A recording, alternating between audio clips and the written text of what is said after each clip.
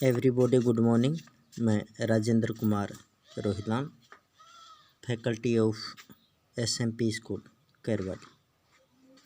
हाँ तो बच्चों, हम पढ़ रहे थे क्रिया के बारे में। क्रिया की परिभाषा हमने पढ़ी, क्रिया के प्रकारों के बारे में पढ़ा। क्रम के आधार पर 2 प्रकार की थी, काल के आधार पर 3 प्रकार की थी। और कल से हम रचना और प्रयोग के आधार पर क्रिया के प्रकार पढ़ रहे थे।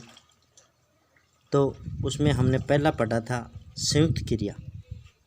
संयुक्त क्रिया के बारे में मैंने आपको बताया कि जब वाक्य में 2 क्रियाएं मिलकर किसी एक ही काम को क्या करें, पूर्ण करें। यानी वाक्य में 2 क्रियाएं दी हुई मिलेंगी, लेकिन वे दोनों आपस में जुड़ी हुई होंगी।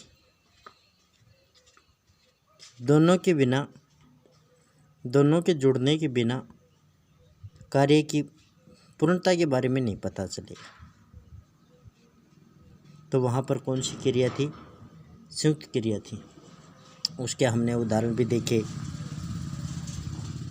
आज हम पढ़ेंगे उसी क्रम में अगली क्रिया है प्रेरणार्थक क्रिया। कौन सी क्रिया? प्रेरणार्थक क्रिया।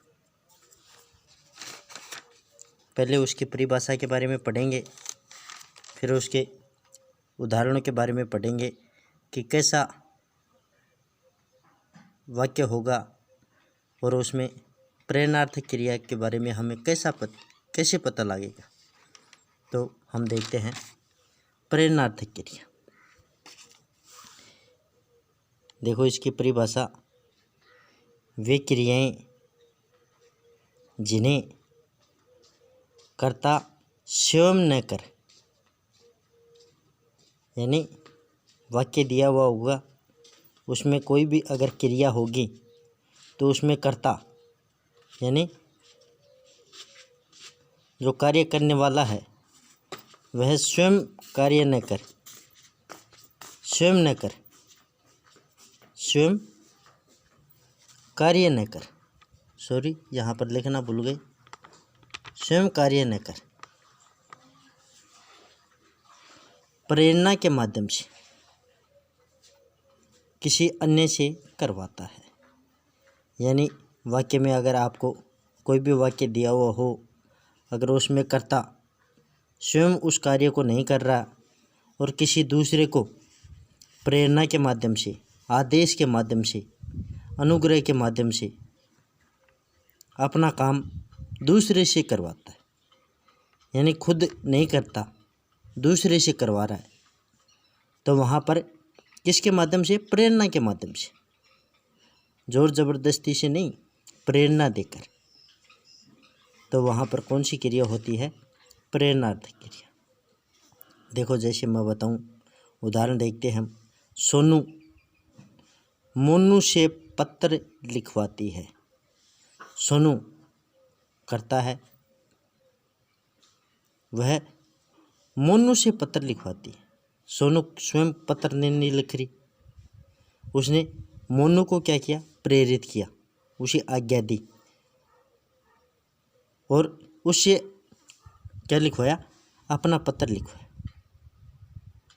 अध्यापक बच्चों से पाठ पढ़वाता है। अध्यापक गुरुजी स्वयं कार्य नहीं कर रहा है। क्या नहीं कर रहा? स्वयं पाठ नहीं पढ़ रहा है, किसको? बच्चों को आदेश दे रहा है। और बच्चे उस पाठ की क्या कर रहे हैं? पढ़ रहे हैं, रीडिंग कर रहे हैं। तो अध्यापक के द्वारा कार्य नहीं किया गया, किसके द्वारा किया गया? बच्चों के द्वारा। लेकिन बच्चे किससे प्रेरित हुए? अध्यापक से। यहाँ पर मोनू किससे प्रेरित हुई? सोनू से। इसी प्रकार देखो तीसरा उदाहरण देखो, जैसे मैंने नाई से बाल कटवाए। मैंने नाई को क्या दिया? आदेश दिया, तभी तो उसने क्या काटे? बाल काटे। ऐसे तो है नहीं कि ज़बरदस्ती वह अपना क्या कर देंगे? बाल काट देंगे। हमने उसे क्या किया? प्रेरित किया, उसे आज्ञा दी कि आप मेरे क्या काटिए? बाल काटिए। तो कर्ता स्वयं कार्य नहीं कर रहा है, किसी दूसरे के माध्यम से क्या करवा रहा है, कार्य करवा रहा है, तो वहाँ पर कौन सी क्रिया होती है, प्रेरणार्थक क्रिया। कल हमने पढ़ी संयुक्त क्रिया, जिसमें दो क्रियाएं मिलकर एक क्रिया को क्या करती हैं, पूर्ण करती हैं। और आज हमने पढ़ी प्रेरणार्थक क्रिया कि जिसमें कर्ता स्वयं कार्य तो नहीं कर रहा है, लेकिन किसी दूसरे को क्या दे रहा है, आदेश दे रहा है, अनुग्रह कर रहा है, प्रेरणा कर रहा है, दे रहा है और अपना काम करवा रहा है, तो वहाँ पर कौन सी क्रिया होती है, प्रेरणार्थक क्रिया। Thank you.